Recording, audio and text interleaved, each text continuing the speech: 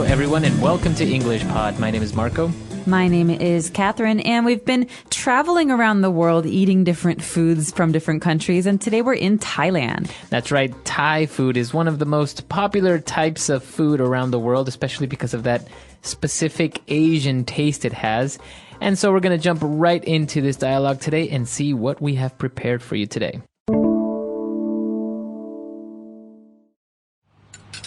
What did you cook? Well, as you know, I was in Thailand last month and I took a cooking class. So I prepared some of my favorite dishes. Great idea, as long as I don't get food poisoning. So what is on the menu tonight? Okay, for starters, we have tom yum soup. It's a bit spicy, but really good. This is delicious. The ginger and lemongrass really give it a nice taste. Now, this next dish is one of the most famous. Foreigners call it papaya salad, but the proper name is tom sam. It is a spicy salad made from a mix of fresh vegetables, including shredded, unripened papaya and tomato. This is delicious. The combination of sour and spicy is really interesting. I could have this every day. Okay, now for the last and best dish, in my opinion. This is called pad thai. It's stir-fried noodles with eggs, fish sauce, tamarind juice, red chili pepper, plus bean sprouts, shrimp, and tofu, garnished with crushed peanuts and coriander. It's practically Thailand's national dish.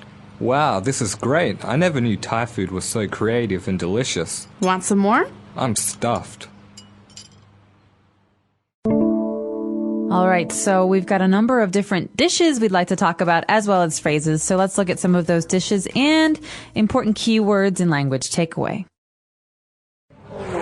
Language takeaway. All right, so the first word we have on language takeaway today is food poisoning. So we don't want to get food poisoning when having this any meal. Any meal. No, that's right. Food poisoning is a bad thing. Now, this is something that happens when you eat bad food or dirty food. Basically, you get very, very sick and you feel like you have to vomit. You have to throw up. That's right. So your stomach hurts. You feel like you have to throw up. You may be going to the bathroom very often. That means usually you have food poisoning.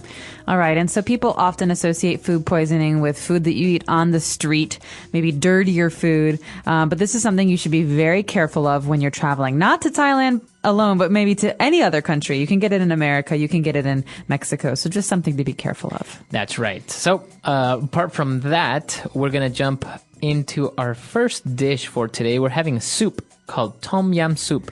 Tom yum soup. Now, this is one of my favorite soups. It's quite spicy, isn't it, Marco? Very spicy, but very, very good as well. It has a kind of citric taste, like lemon. It does, and it's very yellow or orange colored. And it's a very, very common dish on Thai restaurant menus.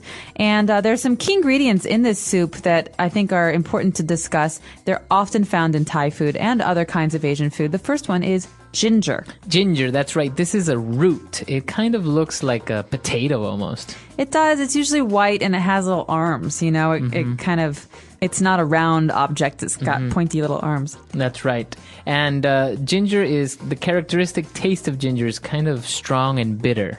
It is quite strong. You'll find it in Japanese food. Oftentimes you get pickled ginger to eat. It's like a pink food you get with sushi. Other times in like Chinese cooking, it's something that's chopped up with garlic and cooked in oil. So ginger is a very important one. That's right. So in this soup, we have ginger and we also have lemongrass. So this is very interesting because it's not very easily found around the world. That's right. This is very common in Southeast Asian cooking, and you might have a hard time finding it in places like America where it's not really a part of the cuisine. But lemongrass is very distinct. It has a very strong flavor. And it's actually quite long. It's green and long. It looks a bit like celery, but it's harder. That's right. That's right. And the taste that it gives it is a little bit citric, kind of like a lemon almost. That's right. But you're going to find this in soups like tom yum or other things. So lemongrass is another one. And then moving on to our next dish, which is one of the most, I think, the most popular dishes of all Thailand, is the famous pad thai. Pad Thai. Now, this is absolutely my favorite Thai dish, and I know that's very cliche. It's something that everyone says, but it's true. You know, this is a great dish you can buy on the street. You can buy it in a restaurant. It's basically a noodle dish, right? That's right. It's a stir-fried noodles with eggs and peanuts are the most, like the key ingredients in there. That's right, but you might also get a little bit of hot red pepper, some sugar, some lime, and the noodles are flat. They're not round. That's right. And actually, one of the key ingredients also that gives it this very distinct taste is tamarind juice. All right, tamarind juice. This is, again, another one of those flavors from Southeast Asia that you might not find in many other places, certainly not America. Now, tamarind, they're funny-looking things. They look like peas, but they're dark brown. That's right. So tamarind juice gives it this kind of sweet flavor. So this is the interesting thing about pad thai is that you have these sweet flavors from the tamarind juice, from even the fish sauce combined with chili. So it's kind of like a spicy, very sweet taste. And then you have citrus. You have some lime maybe and some sugar. So it's a lot of different tastes and flavors, but it's a really magical combination. That's right. So that's all we have for language takeaway. Why don't we take another listen to our dialogue? What did you cook? Well, as you know, I was in Thailand last month and I took a cooking class. So I prepared some of my favorite dishes. Great idea. As long as I don't get food poisoning. So what is on the menu tonight? Okay, for starters, we have tom yum soup. It's a bit spicy, but really good. This is delicious. The ginger and lemongrass really give it a nice taste. Now, this next dish is one of the most famous. Foreigners call it papaya salad, but the proper name is tom sam. It is a spicy salad made from a mix of fresh vegetables, including shredded, unripened papaya and tomato. This is delicious. The combination of sour and spicy is really interesting. I could have this every day. Okay, now for the last and best dish, in my opinion. This is called pad thai. It's stir-fried noodles with eggs, fish sauce, tamarind juice, red chili pepper, plus bean sprouts, shrimp, and tofu, garnished with crushed peanuts and coriander. It's practically Thailand's national dish. Wow, this is great. I never knew Thai food was so creative and delicious. Want some more? I'm stuffed. All right, we're back. So now let's take a look at 4 key phrases on Fluency Builder. Fluency Builder. So first up, we have the phrase on the menu. What's on the menu tonight? That's right. That person asks, well, so what's on the menu? And by saying this, we're saying, well, what are we having for dinner? What are we going to eat? That's right. So you might want to think, okay, menu, I'm going to look at the menu, but you could even say this at home where there is no menu. This is a spoken language way of saying, what are we eating tonight? Right. That's right. What's for dinner? What are we eating? What's on the menu? Even though, as you said, there's no menu. That's right. And after that, we have another phrase that's really important. We say, for starters, we're going to have this or that. So for starters. That's right. We said for starters, we are having a soup, a tom yum soup. So a starter dish is something that you have to begin the meal, a small dish maybe. That's right. Starter. So a starter is a noun, it's a thing, and it's something you eat at the beginning. Usually it's not very heavy. Not a steak would never be a starter, right? Right. All right, so here we have tom yum soup, which is our starter, and after that we have the national dish. Now this is a great phrase. Right, we had the pad thai, which is considered to be the national dish, and so usually every country has their national dish, something that's unique or that a country is famous for.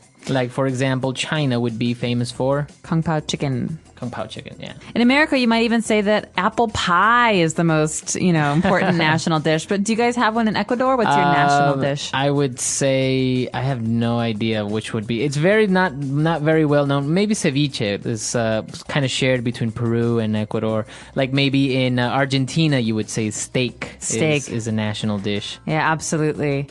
Or in Mexico, like tacos or enchiladas, stuff like that. Or in Italy, spaghetti bolognese. That's right. All right, so we have a number of different countries, and each country maybe has 1 or 2 national dishes. These are very special dishes that are important for that country. That's right. So we have our national dishes, and after we finish dinner, we ate so much that we say, I'm stuffed. I'm stuffed. Now, this is a common phrase that you will hear at the end of a meal when you've eaten and eaten and eaten, and it just means I'm full. I'm full. I I'm can't not eat hungry. anymore. Yeah, I'm stuffed. So, stuffed means that I'm full of things. Now, it's a very informal way of saying I'm full, right? Because if somebody says, would you like some more soup? You say, no, thank you, I'm full. Right, but if you're with friends, you could say, oh, I just had so much pizza, I'm stuffed. That's right. So it's a little bit more informal, but a lot more native-like. That's right. All right, so let's take a listen to our dialogue one last time. What did you cook? Well, as you know, I was in Thailand last month and I took a cooking class.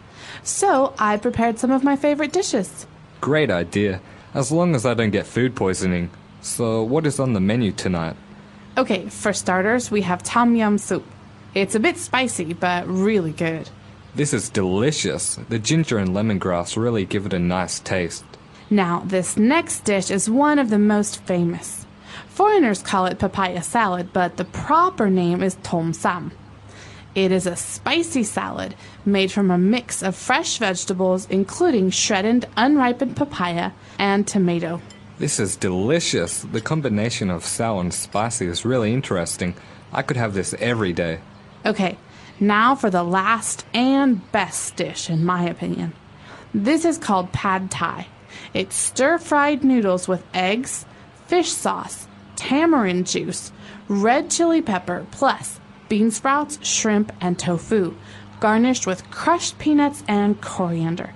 It's practically Thailand's national dish.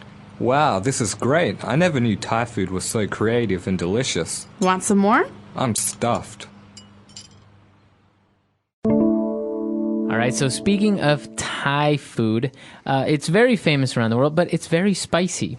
It can be very spicy, and what always surprises me about Thai food is that the salads might be the spiciest things on the menu. Yeah. You know, people like to eat many different salads. You have like a Chiang Mai chicken salad, or you have a papaya salad, but these are really, really spicy. Yeah, that's right. We saw in our dialogue that we're eating papaya salad, and it's very interesting because it has this fruit, like a papaya, and it has some other vegetables as well, but the salad is very, very spicy itself. That's right. And you would never think of a fruit salad as being something that's spicy in America. You'd think of it as being pretty tame, pretty boring. But that's the kind of what gives it a certain attraction to it, right? Absolutely. And I don't know if you're a big fan of Thai food. I certainly am. And I really like that about Thai food, that you can have these really spicy dishes, but there's just so much flavor. There's so many things happening. Lemongrass, sugar, lime, fish sauce. Yeah, it's very, very good. And speaking of national dishes, this is actually a very interesting question because, as we mentioned, a couple of countries have national dishes like Italy and different